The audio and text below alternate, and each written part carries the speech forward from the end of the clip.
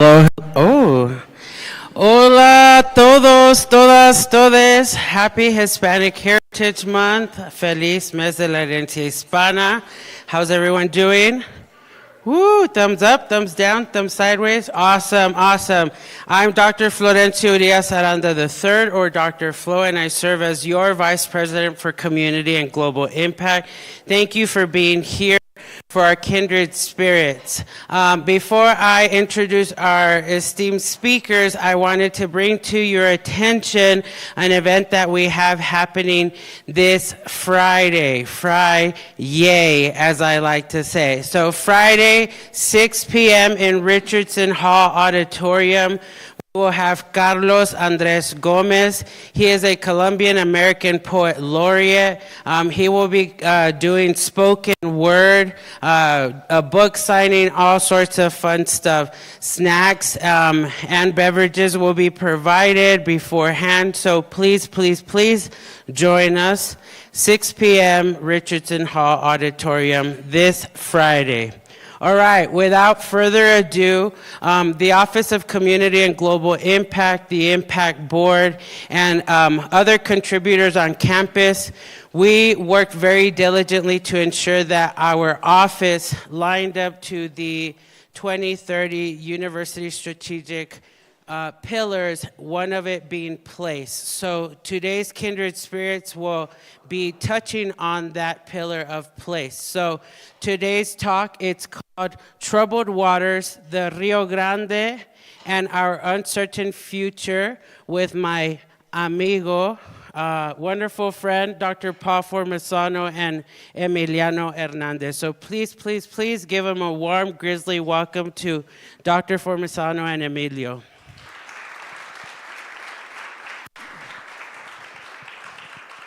Good afternoon. Happy lunch. Thank you, everybody, for joining us.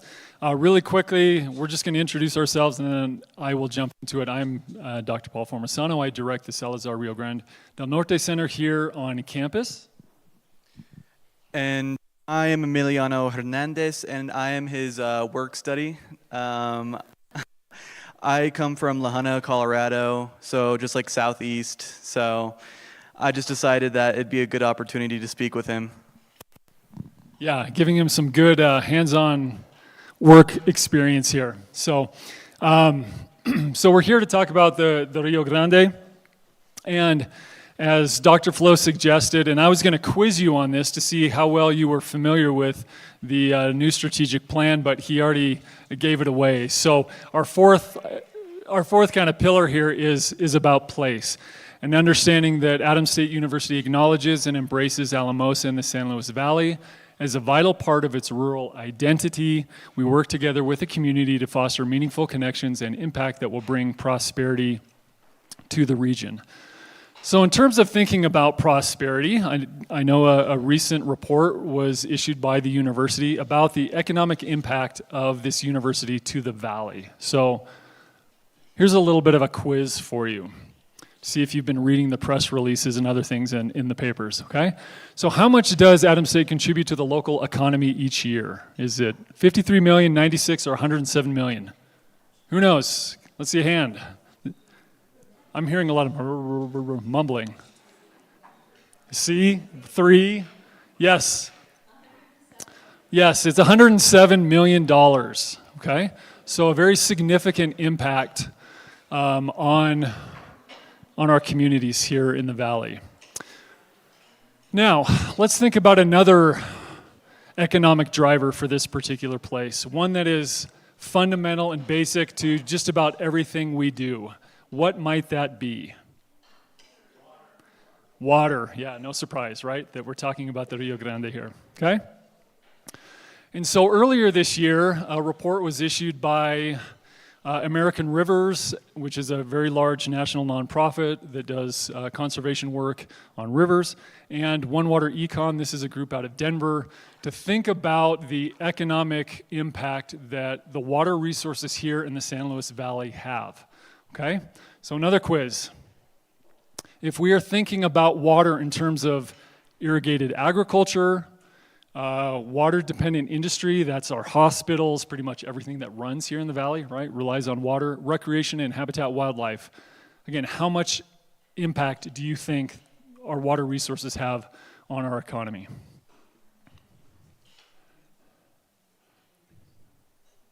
I'm hearing somebody say the biggest number. That's right, yeah. I'm not very good at writing multiple choice exams, so I'm an English guy by trade, so we write rather than, okay? But $1.6 billion, okay? And in terms of just clean drinking water, there are estimates that it provides $3.6 million a day just in terms of drinking water, okay, per person, or overall for the San Luis Valley. And those are based on some numbers from FEMA, okay? So as we talk today, what I hope you will do is, I know many of you are long-timers here in the Valley, so some of this is probably familiar to you. But even if you've been here for a long time, hopefully you'll take something new away. But perhaps you'll spend a little bit of time thinking about, what does water mean to you? Okay? How does it shape this particular place? How does it shape your relationships with this place? Maybe your relationships with other people? And then how does understanding water's role in the San Luis Valley change your perceptions and potentially actions as it relates to our water resources? So just to orient ourselves to make sure we're all on the same page here, this is a diagram of the Rio Grande Basin, okay? So this is the second longest river in the United States after the Missouri, the fifth longest in North America, about 1,900 miles. So a significant river. About 1,200 of those miles form the border between the United States and Mexico. So if we want to get to specifics, where does the river actually start? Where are its headwaters? San Juan's, any more specifics? I heard Creed, we got to keep going upriver. Mineral County, a little more? What's that? Canby Mountain. Okay, very specific, yes. Nick does a lot of backpacking, so I know he knows this, okay? And the Stony Pass area. So that section of the Continental Divide in the San Juan Mountains, and of course flows here through the valley and supports 10 million people. So you've likely heard a lot of information in the news about the Colorado River lately. Of course, it gets the lion's share of the attention because even though it's not a longer river, it supports about 40 million people in states that have more senators and can draw a lot more attention to it. And it flows through some pretty iconic places like the Grand Canyon and a variety of national parks. But the Rio Grande is very important, obviously, to us here and to many along the river. So again, just to orient ourselves a little bit here, these figures that are noted, these are different river gauges within the San Luis Valley. The San Luis Valley, 8,000 square miles, about the size of Delaware and Maryland combined. And we have an average elevation of 7,600 feet. So that geography and that elevation plays into our water and how we use it. This is kind of a cool diagram. This is a snake diagram of the waters here in Colorado, kind of by proportion. And so you can see down here where the Rio Grande comes out into New Mexico, that's at about 320,000 acre feet, okay? We measure water in volume and velocity. Acre feet means an acre a foot deep, okay? Or essentially a football field without the end zones, a foot deep in water, okay? So 320,000 of those tend to flow into New Mexico each year. And again, you can see on the Colorado River, that's a much bigger 4.4 million, okay? So very different river systems. That being said, the Rio Grande is very, very important to us. And historically, you might be able to see up here, this is kind of more in the Del Norte area, a little over 600,000 acre feet, okay? And then we get down to almost half that by the time we get to New Mexico, of course, because of all the irrigation and farming that's happening here. And it's worth noting, this diagram's a little old. This is from 2011. We do not typically have 600,000 or so entering the valley. We're definitely below that. Okay, so did you know that the wettest and driest places in Colorado are within this basin? Where are they? Where is the wettest place in Colorado that typically gets the most precipitation? San Juan's, not Alamosa, no, okay? San Juan's and typically Wolf Creek Pass, okay? So if you're a skier, right, last year was terrible, so that doesn't count, but typically Wolf Creek gets the most precipitation in the state of Colorado, okay? How about the driest place? Center, here in the valley, yes, it is Center, okay? And so you can see here, Wolf Creek area, San Juan's typically gets over 60 inches of water a year. Center used to be 7 inches, and I guess most recent indications suggest that we're a little below that, okay? Under 7 inches a year. So that's some real extremes within about 50 miles of each other, okay? And that creates a number of challenges for us. And again, we just see some of the varied kind of climates that we enjoy here in this particular place. So now that I've given a little bit of the kind of the geographical and hydrological background here, we need to talk obviously about the cultural history of this place, because without people here and our experiences on this land, those landscapes probably don't mean as much to us, right? And so we have to remember that this particular area was home and is a sacred space to many different tribes, primarily the Ute, but many others traveled through here. Cheyenne, Arapaho, Kiowa, Comanche, the Dene, and Pueblo peoples all have connections to this particular place. And it was in the 1840s when Hispano farmers moved north from New Mexico into this area to establish permanent settlements. And we get places like, well, here's a quiz question. What is the oldest city, town in Colorado? San Luis, yes. And San Luis is also home to the oldest water right in Colorado. Anybody know the date on that by chance? Nick, you can't answer, our historian can't answer, right? It's 1852, okay? So San Luis was settled, I believe, in 1851. First water right in 1852 on the San Luis Peoples Ditch. And this is a depiction of that from a week or two ago when we had our friends from Mexico visiting with us, okay? Following Hispano settlement in the 1840s and 1850s, we have other groups coming into the valley that will have a big impact on water resources. We have members from the Church of Jesus Christ of Latter-day Saints arriving in the 1870s. We have miners arriving at that time, and the railroad arrives at that time. And so these various groups, along with the Hispano farmers, begin to really shape our water resources. This is a histogram that shows the available amounts of water within the Rio Grande since 1890. It's kind of cool that we have in this basin the second oldest river gauge in the nation, and that's at Del Norte. The oldest is actually just a little farther down on the Rio Grande in New Mexico. So we have records from 1890 of the yearly flows of this river. And as you can see, it's an incredibly volatile river. Some real highs. The 1950s were the driest decade on record. 2002 was the beginning of our drought, and that was the lowest recording on the gauge. And then, right, in the 2000s, 2020s, things have been up and down and pretty much kind of trending down. So because of this volatility, and you have all of these people who have come to the valley, we've got to figure out, how do we move water around? How can we harness it to make this place as productive as it has come to be? Okay, and so of course there's a lot of water infrastructure that goes into this. We have reservoirs like Rio Grande Reservoir on the left. This is the dam on the right at Platoro, so on the Caneos River. And many of these were built in the early 1900s, late 1800s, to again move water from the areas where there's a lot of water, primarily the San Juans, to us down here in the valley. This is the Santa Maria Ditch, constructed primarily in the 1911, 1914 era. And again, making water available to the farmers so that they could use it throughout the year.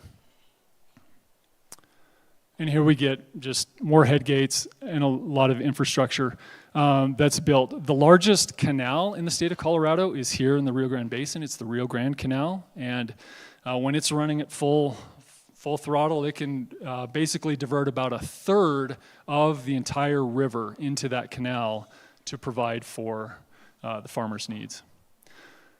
Not only do we have infrastructure that's here within the basin itself, we have a set of ditches and pipelines that are bringing water from different watersheds into the Rio Grande Basin. And so there are 27 different trans-basin diversions in the state of Colorado. Some of those, perhaps the biggest you might be familiar with, are going toward Denver in the Front Range through the Roberts Tunnel on 285 by Grants. That's a very big one that comes from Dillon Reservoir, pumps it under the Continental Divide, about 23 miles or so, then into the South Platte and flows on down. We have much smaller trans-basin diversions here in this basin, but if you are driving toward Lake City, come back here.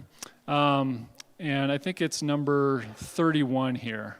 So if you're driving to Lake City, you've passed Creed, right past North Clear Creek Falls as you're going over Spring Creek Pass. There's a very small little ditch. It's the Tabor Ditch, and it diverts not a lot of water. It's a little creek, but that's water used for primarily wildlife purposes here in the valley. Okay? So we rely on some of that as well. And so you can see that all of these diversions, all of this infrastructure has helped to build up a huge agricultural landscape. And you can see the different streams and rivers that support this in the major irrigation areas. And of course, we're all familiar with our kind of perhaps most famous crop, potatoes, that are grown here. Colorado is the second largest producer of fresh market potatoes in the nation. So most of those, I guess, from Idaho go toward French fries and chips and things like that, but we produce a large share of the fresh ones. And this is at Mativi Farms, if any of you have been out there by Center, okay? So this is an interesting graph here that helps show a little bit about how water was developed in this area. We talk in Colorado about water being appropriated, how it's being used, how water rights have been established. And in this basin, because we don't have that much water and because agriculture started here very early on, we appropriated or have put water to use earlier here and in more ways than any other part of the state. And so we are over appropriated. There are more people that want water than there's actually water in the basin. And as you can imagine, that creates a number of challenges. To the fact that if you don't have a very old water right, something here in the 1800s, when the river's down, 1,000 cubic feet per second, that's basically like 1,000 basketballs going by a point every second, okay? You don't get water. And that's because here in the state of Colorado and throughout most of the American West, we rely on this principle of prior appropriation. And that's what allocates water. So it's basically the idea, the first person that put water to use is the senior user. And they can use as much of their allotment as they're entitled to. And those downstream or even upstream, if they're junior to them, they have to wait their turn, okay? And so here, because we just have these very highs and lows on the river, there are many times, including this year, when only the very senior users are able to use water. Okay, so the People's Ditch, they've got water flowing. I think the next 20 water rights are all on the Caneos, but unless you're somebody that has a water right dating back to probably the 1870s or so, you're not diverting water right now. Okay? As you can imagine, with all of this agricultural development happening in the early part of the 1900s, late part of the 1800s, folks downriver were getting a little frustrated. Okay, if you're in New Mexico and you've been farming there for generations, or your family has, and then all of a sudden these people come into Colorado and they start diverting all this water, you're wondering, hey, wait a second, where's the water going? And Texas obviously wasn't very happy about that either. And so in 1938, Colorado, New Mexico, and Texas established a compact. And this is a compact that basically establishes how we're going to share the water between our different states. And so this compact maintains a certain flow that we have to give every year to the state of New Mexico that needs to get down to Elephant Butte, and then they send it on to to Texas. And there's been some controversy that you may have read about in the paper lately because New Mexico hasn't been giving enough water to Texas. We've been pulled into that. Colorado really wasn't as part of that particular lawsuit before the Supreme Court, but because we're part of this larger compact, we get pulled into that. But this is a reason why you may find water going down to New Mexico and other farmers here up in the valley being turned off. We have to pay that obligation to our downstream neighbors before essentially anybody else gets water, even though this compact comes later than those individual uses, okay? I guess that's an interesting component of interstate law, that it seems to trump some of those other uses. So with all the surface water development happening in the valley and then the compact coming into place, people in Colorado realized, hey, we're not going to be able to use as much surface water because, we have to get water down to New Mexico and Texas. And so in about the 1940s, 1950s, and this coincides with new technologies like the submersible pump, we have people realizing that we're going to tap into the groundwater resources that we have here in the valley. And so you get a huge proliferation of people relying on the abundant water resources that we have below our feet, or that we had below our feet, okay? We have two aquifers here in the valley. The first is the unconfined. That's the more surface layer, anywhere from about 50 to 100 feet deep. And then we have the confined aquifer. This aquifer is under artesian pressure, so if those of you who've been in the valley for a long time, I understand there were times where water was just coming out of the ground, okay? That's because that water was under pressure, and these two aquifers are separated by a blue clay layer. And this confined aquifer is anywhere up to 5,000 feet deep or so, okay? This valley that we're in was created by plates. We're part of the Rio Grande Rift, and so while the San Juan Mountains were created by volcanic action, the Sangre de Cristos were created by a series of plates separating and then those basins collapsing. And so the Sangre de Cristos were pushed up, the San Juan's created by volcanic action, and it left this valley that, again, bedrock is thousands of feet deep, and that's why we have these aquifers here. And there was an ancient lake, Lake Alamosa as well. So from that ancient lake, and then rim inflow, so our snow, rain, that will seep in from the mountains and move in, okay?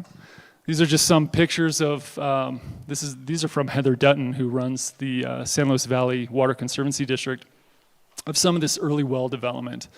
And again, for those of you who may have been in the valley for a long time, some of the water just coming up would freeze in the wintertime.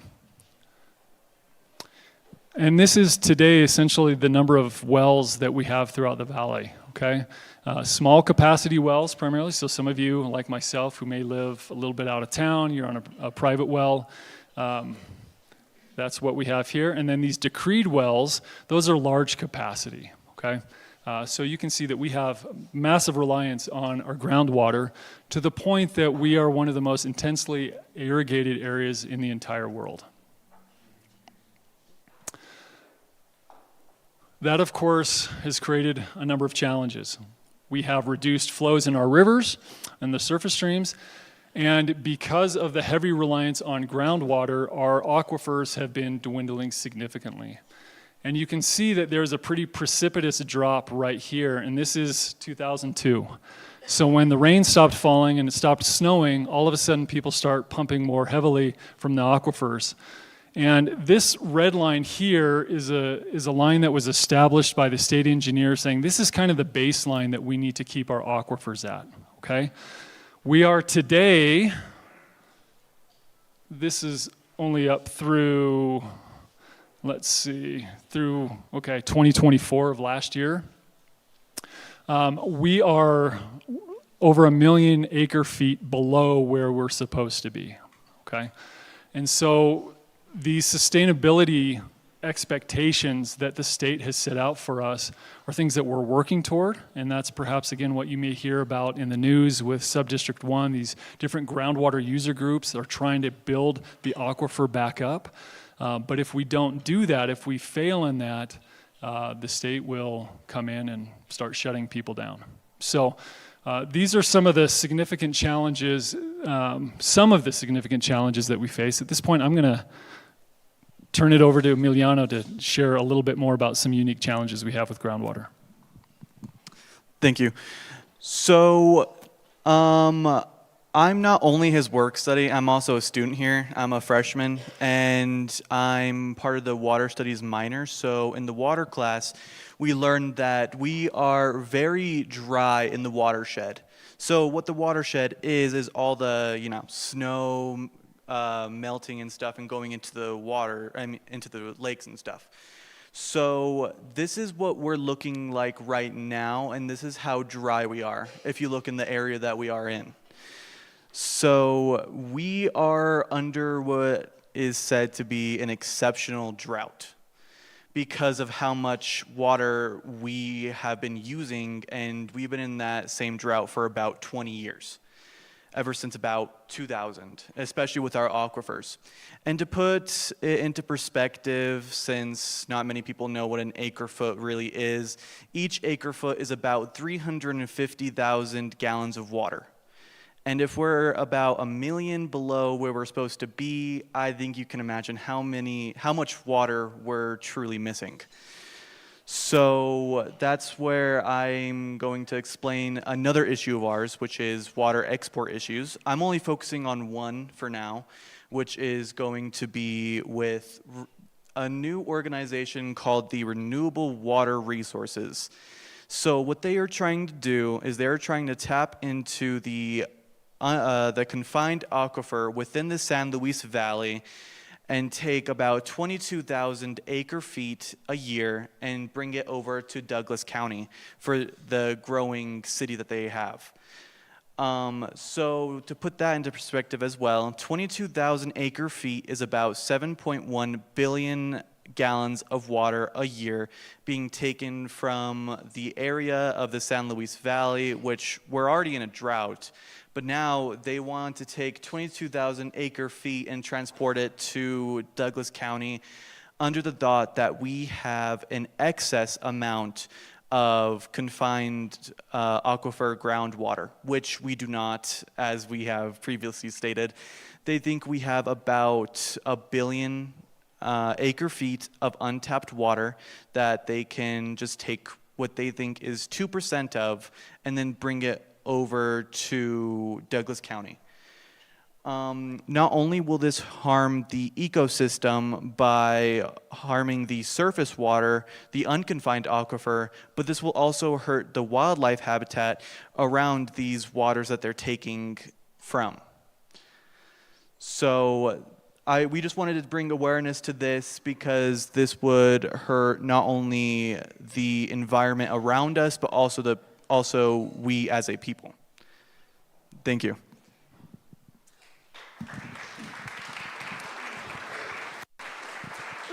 Thanks, Emiliano. I think it's important to note here, this is not the first, and you know this, those of you who have been in the Valley for a long time, this is not the first scheme that has attempted to move water from the basin, right? There was AWDI back in the 1980s, there's been Stockman's, and there tend to be these different investment groups that want to come in and capitalize on the supposed excess that we have here. I think it's also worth noting, though, that Douglas County has no interest in our water, okay? So the municipalities don't want this. Colorado Springs also is, there's concerns about the Arkansas River and moving water from the Arkansas to Colorado Springs and Pueblo and these other places. And at this point, the municipalities are saying, we don't want that. And they're doing a great deal of work to cut back on their own consumption, okay? So it's more of the kind of the middlemen that are looking to make a profit here.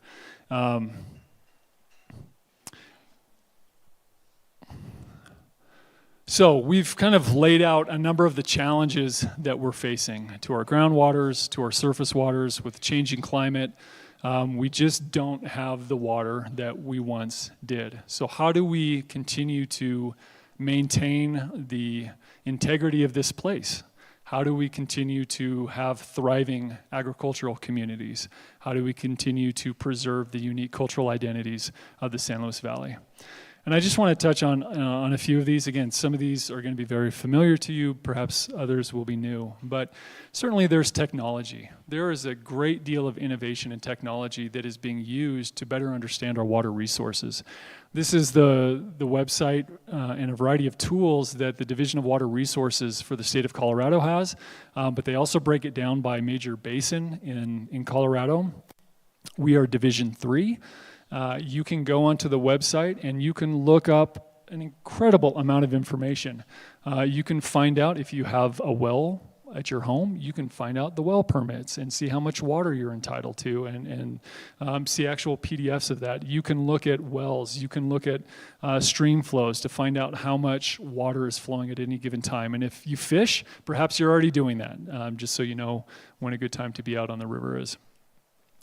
As you can imagine, with a lot of, a long history of water development here in the valley, there's a lot of infrastructure that needs to be updated. And so we have these old flumes. These are called partial flumes that are engineered to help measure water. Now these are being outfitted with satellite technology. So instead of having people having to go out and do the measurements themselves, they have these gauges that send it to the satellite, and that's how then we can get onto the Division of Water Resources page and find out exactly how much water is actually flowing through a certain area. Because so much of our water comes through snowfall, we have a lot of sophisticated snowfall gauging, SNOTEL sites or snow telemetry sites throughout the basin and throughout the state of Colorado, throughout all the West, that measure the amount of snow. They can tell us temperature, when the snow begins to melt or go isothermic. That's a new term I learned a little while ago, okay? But there's all these different sensors, again, that can send it immediately to the Division of Water Resources, to other federal agencies, state agencies, so that we know when runoff is going to happen. Because we have, farmers expecting water in the ditches, those managing the dams that are holding that water back, they need to know how much water is going to be coming in and how much they can be sending out. And so all of this technology is incredibly useful. And this is just some of the data that you can see here from some of those SNOTEL sites. So these are the different sites, their elevations, and you can see how much snow is actually there. How much actual snow water equivalent, right? So you might have 8 feet of snow, but when that actually melts out, that might just be an inch of water or something to that effect. And other visualizations to help show where we're at. This was earlier in the year, about the time we had the symposium in March, when our basin was at 64% of average, okay? So all of this technology, all of this science is crucial to understanding where we are with our water.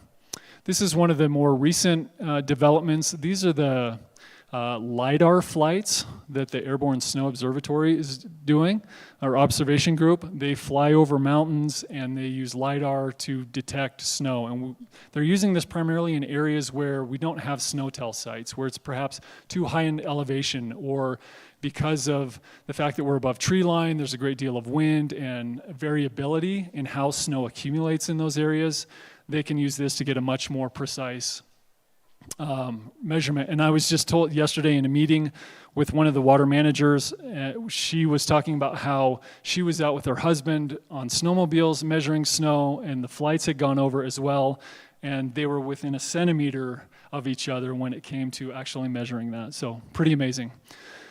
This is the radar that was brought to our airport here in the San Luis Valley. We did not have good radar prior to a few years ago.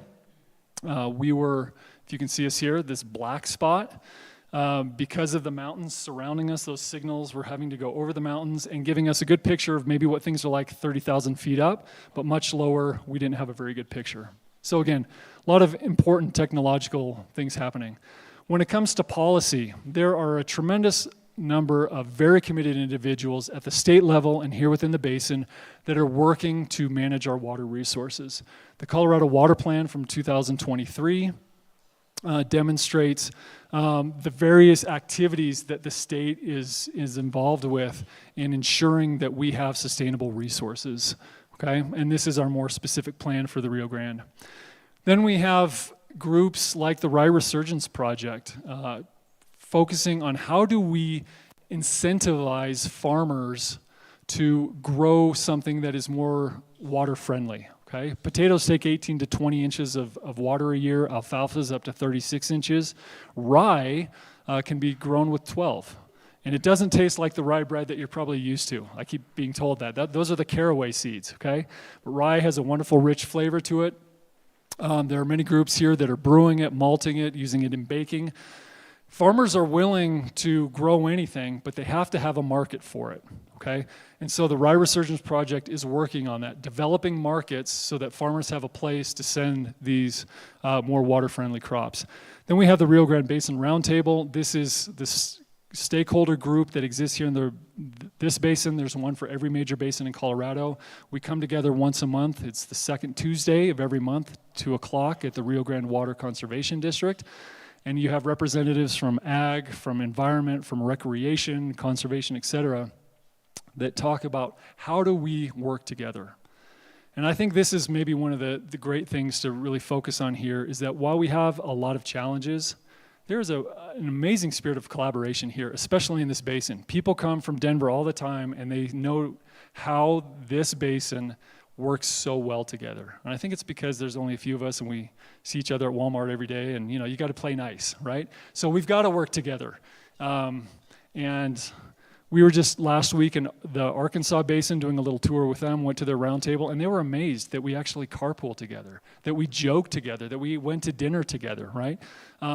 So there is something special here in the San Luis Basin, or the San Luis Valley, and in the Rio Grande Basin. And again, it's that willingness to collaborate and have a lot of creativity and flexibility in how we're addressing our water resources. And then finally, important water resource education opportunities. Of course, we represent the Salazar Center here at Adams State. And then there are groups like the We Are Water Project. This is a thing that's sponsored by the University of Colorado, but I and other water officials, folks here in the Valley are working on this. We will have a permanent exhibit at the Alamosa Public Library, probably in early November, that helps orient kids and the rest of us just about our water resources and does it in a kind of a fun, hands-on way. So to wrap up, what does water mean to you? What does it mean to you living here in this valley? And how might you potentially be involved or think differently about the water that we have here? So appreciate your time today, and I know we're about ready to wrap up, but if there's a question or two, we'd be happy to entertain those.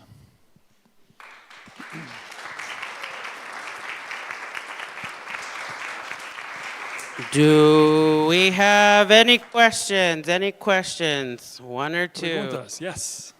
Well, the Rio is incredibly shallow right now because my dogs can walk across it and go to a different part. Oh, the Rio's super. Is that on? Yep. Yeah. Oh, sorry. The Rio is very shallow right now, and I'm always thinking about this sharing of the water and how we're allowed to take so much out.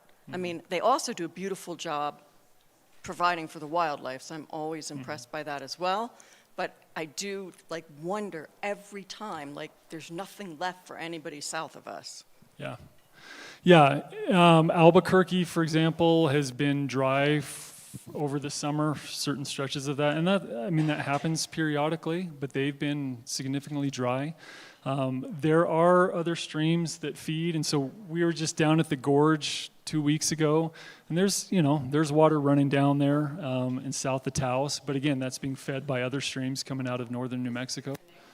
So the Canales does, and depending on who you talk to, some people say that the Rio Grande's the largest tributary to the Canales, because that's what they think is most important. But yes, the Canales feeds into that, but they are part of that compact, and they also have significant requirements that they have to give, sometimes even more significantly than the Rio Grande, it seems. So yeah, people take a pretty big hit in those dry years like this year. Yeah. So my fun question has to do with the crop alfalfa and how much of that is grown in California and the Colorado River. Yeah, and part of it is climate, and in that area of southern Arizona, California, that's the delta of the Colorado River. So for millions of years, Colorado's been depositing incredibly rich soils. It's really warm there all the time, so you can get maybe 11 cuttings a year of alfalfa. Where here, maybe we get 2 or something to that effect. So it's a great place to grow it, but yeah, it requires a lot of water. And again, if you've been listening to the news, Saudi Arabia has a lot of land down there, and they export a lot of alfalfa out of the country to back to their country. So there's a lot of challenges in terms of how we're managing water, and most of the water that we have is in agriculture. And I think sometimes it's easy to point the finger and say, well, they got to do with less water, but we're all involved in agriculture. We all just enjoyed lunch, right? This winter, as you're eating a salad, most of those salad components, the leafy greens, the majority of that comes from the Colorado River. So, right, we are eating and benefiting from the things that our farmers are growing, and I think it's part of our responsibility to figure out how can we maybe support them and help support markets that are moving us toward more water-friendly crops.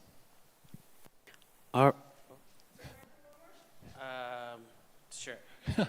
Yeah, if people got to leave, of course, go ahead, class or whatever, but I'm happy to stick around. Just a quick one. So we get those calls frequently of the folks trying to get us on board with sending our water to, I don't know if it's Douglas County or if this is another scheme, but they always say there's a 1-for-1 policy. For whatever we take, we'll put it back, or that same amount back. What does that mean? Well, I think what that means is, so we have here that when somebody uses water, when somebody's pumping, you have to augment the injury that you are causing, okay? So when I pull water from the stream or from the aquifer, I am impacting somebody because those systems are connected, okay?